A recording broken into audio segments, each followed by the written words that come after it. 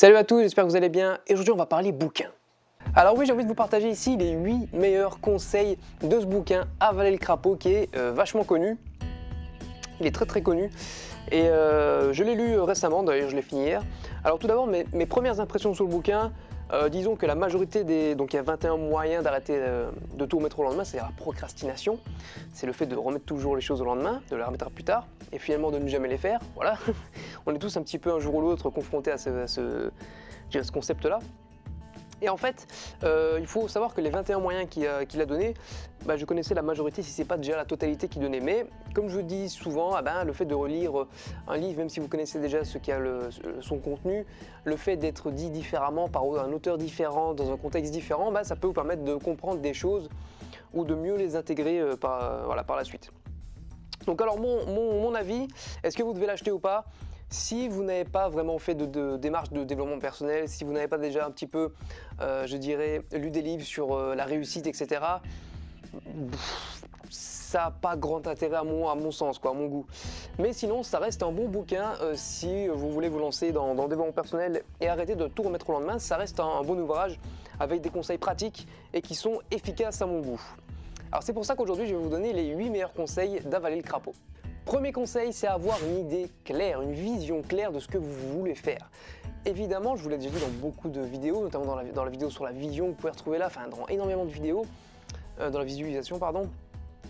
Le fait d'avoir une vision claire de votre objectif va vous permettre justement d'atteindre plus facilement votre objectif et plus facilement vous mettre au travail. C'est-à-dire que si vous devez faire, par exemple, je dois faire 2 vidéos, il me reste 2 vidéos à faire, mais je sais pas quoi et tout, ça m'emmerde. Et du coup, je vais remettre ça au lendemain parce que je sais pas quoi faire, etc. Donc du coup, je ne vais rien faire. Tandis que si je me dis, ok, il faut que je fasse 2 vidéos, une sur la procrastination et une sur la réussite et une sur un truc comme ça, là j'ai déjà une idée plus claire de ce que je veux faire, donc ça va être plus facile à moi derrière pour pouvoir faire des recherches, pour pouvoir après monter une vidéo en entière. Ce sera beaucoup plus simple pour moi de passer à l'action que si j'avais pas cette vision. Et encore une fois, par exemple, la différence entre un archer qui vise une cible floue et un archer qui vise une cible nette, celui qui a une cible nette a beaucoup plus de chances de viser dans le mille que l'autre. Voilà, c'est aussi simple que ça. Deuxième conseil d'avaler le crapaud, c'est planifier vos journées. Ça aussi, c'est un très bon conseil de ce bouquin pour vous permettre en fait de passer à l'action assez rapidement, assez facilement. Car comme ça, vous allez avoir plus facile de prévoir votre journée et de dire ok, le matin à 10h, il faut que je fasse ça, après à 11h, il faut que je fasse ça, à midi, il faut que je fasse ça, après c'est une pause déjeuner, après ci, ça. Et c'est beaucoup plus facile de passer à l'action quand vous avez un planning directement à suivre étape par étape. C'est beaucoup plus simple de passer à l'action et de faire les choses et de ne pas remettre au lendemain. C'est aussi simple que ça. Ensuite, il préconise la méthode ABCDE. C'est une méthode propre à ce bouquin, d'ailleurs je vais le reprendre parce que je ne les connais pas par cœur, malheureusement. C'est des lettres, en fait, je sais déjà. En fait, les lettres, elles correspondent à quoi? Elles correspondent simplement à l'ordre d'importance, au niveau d'importance de chaque étape que vous avez dans votre journée, par exemple, à faire. Donc, le A désignera les choses très importantes à faire qui doivent être faites. Le B, ce sont les choses qui devraient être faites. Le C, ce sont les choses qui seraient bien de faire. La D, ce seront les choses qu'on peut déléguer à quelqu'un. Et la E, ce sont les choses qu'on peut simplement éliminer, qui servent à rien, que c'est superflu et que c'est des étapes ou des choses à faire qui n'ont pas lieu d'être finalement. C'est une méthode assez simple, ABCDE, c'est assez simple à mettre en place et ça peut grandement vous aider. Moi je n'ai pas besoin de ça parce que j'applique d'autres concepts, d'autres méthodes, mais c'est une méthode qui peut être très efficace pour vous, pour justement avoir un ordre de priorité et faire les actions qui ont le plus d'importance en premier. Et ça va vous permettre justement de maximiser votre temps, d'optimiser je dirais votre temps et de ne pas passer beaucoup de temps, beaucoup d'heures, etc. sur des actions, sur des choses qui n'ont pas, sur des tâches qui sont finalement peu importantes et peu impactantes dans votre journée. C'est une méthode très efficace. La 4e étape, et ça c'est une étape que j'aime beaucoup, c'est quelque chose que je connaissais déjà, mais vous voyez, le fait de redécouvrir ça, ça m'a permis justement, j'ai appliqué tout de suite et ça a été vraiment un changement radical, c'est préparez-vous à fond avant de commencer à travailler. C'est hyper efficace, c'est-à-dire qu'il préconise par exemple de déblayer tout le bureau, de plus avoir rien du tout, et quitte à mettre tout par terre ou sur une table ou quoi, mais vous ne devez plus rien avoir, simplement ce que vous avez besoin. Les ressources, par exemple, si vous êtes en train d'écrire, il faut un carnet, un stylo, point barre. Vous n'avez pas de notes, de bouquins à droite, à gauche, de clavier, rien du tout, que dalle. Et je peux vous garantir que moi déjà, l'ayant appliqué, c'est hyper efficace. Préparez-vous un maximum avant de commencer à travailler, vous verrez que vous serez beaucoup plus efficace. Car en plus, si vous préparez toutes vos ressources que vous avez besoin pour faire une tâche, par exemple, vous devez donner des coups de fil à des clients, eh bien préparez votre liste de clients, préparez votre questionnaire, préparez également, je ne sais pas moi, par exemple pour votre truc de comptabilité, si vous devez appeler des personnes qui ont des retards de paiement, etc., pour avoir plus facile, avoir tout ce qu'il faut sous la main. Et je peux vous garantir que vous serez beaucoup plus efficace grâce à ça en ayant préparé un maximum de choses à l'avance et avoir un plan de travail vraiment dégagé. C'est hyper important, vous verrez que appliquez-le et vous verrez que vous serez beaucoup plus efficace dans votre travail. Le 5e conseil, c'est allez-y un baril à la fois.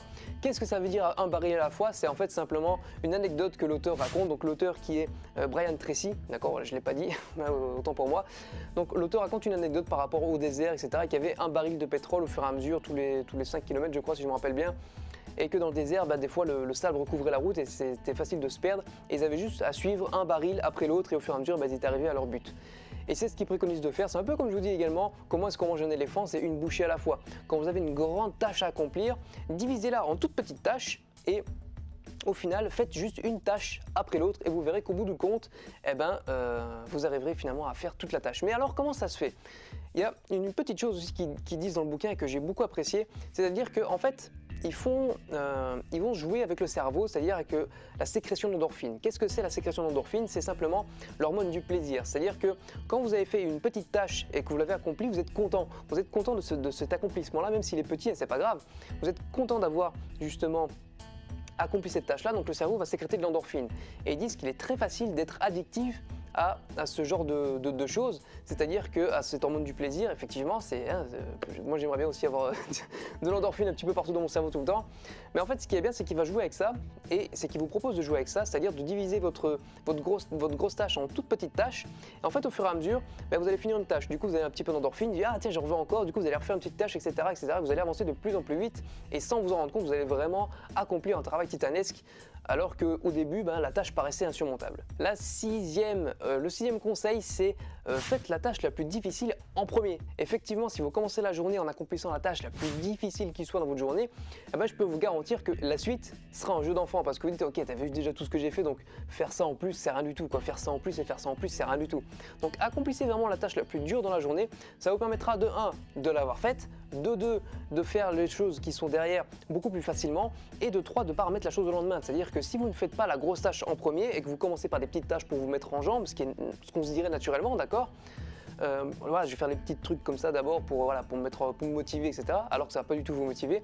Au final, vous ne ferez pas la grosse tâche parce que ça va justement, comme tout à l'heure, ça va vous accabler, vous dire oh là là, une grosse tâche, non, j'ai pas envie de la faire, etc. Donc faites vraiment ce qu'ils préconisent, c'est justement ça, c'est avaler le crapaud. Sinon, le crapaud représente la tâche la plus difficile, la plus grosse à faire. Donc le plus laid, le plus gros crapaud, c'est comme ça pour ça que ça s'appelle avaler le crapaud. Avaler le crapaud dès le début de la journée pour être le plus efficace possible pour la suite. Le 7e conseil, c'est diviser la tâche en plusieurs petites tâches. Donc comme j'ai dit justement précédemment, c'est pour justement sécréter de l'endorphine dans le cerveau et vous permettre d'accomplir beaucoup plus de choses que ce que vous ne pensez et que ce que vous vous rendrez compte finalement en accomplissant les petites tâches au fur et à mesure. Concentrez-vous sur les petites tâches et focalisez-vous sur la petite tâche et rien que ça. Faites-la au maximum, le plus rapidement possible, le plus efficacement possible et de manière la plus optimale. Et vous verrez que à force de faire toutes petites tâches comme ça, une après l'autre, ça sera beaucoup plus facile et que vous accomplirez une tâche beaucoup plus grande que ce que vous avez prévu au début. Et le 8e et dernier conseil d'avaler le crapaud, c'est aménager des plages horaires. Ça aussi, c'est un truc hyper efficace. Moi, j'en ai pas besoin parce que je travaille dans un contexte complètement différent, mais c'est hyper efficace. Car vous aménagez des plages horaires spécifiques pour un travail spécifique, ça va vraiment être optimal pour votre efficacité au travail. Mais qu'est-ce que ça veut dire? C'est quoi vraiment aménager des plages horaires dans le dur là? Voilà, qu'est-ce que je dois faire concrètement? En fait, aménager par exemple une demi-heure, 1 heure, 2 heures, où vous allez vous focaliser sur une seule tâche et unique tâche, et vous verrez que rien que ça va grandement améliorer vos capacités et vos rendements.